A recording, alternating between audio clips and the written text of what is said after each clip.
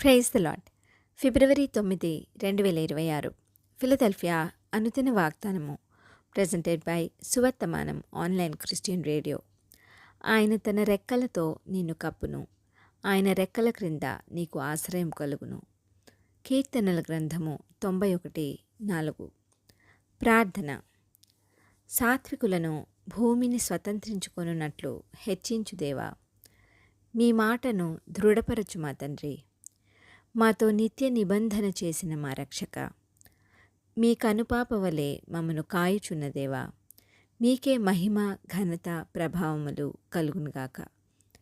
బాధించువారి వశమున పడకుండా చేయు తండ్రి, అంతరంగంలో సత్యమును కోరు దేవా. ఆయన తన రెక్కలతో నిన్ను కప్పును, ఆయన రెక్కల క్రింద నీకు ఆశ్రయం కలుగును అన్న ఈ వాక్కుకై వందనాలు తండ్రి.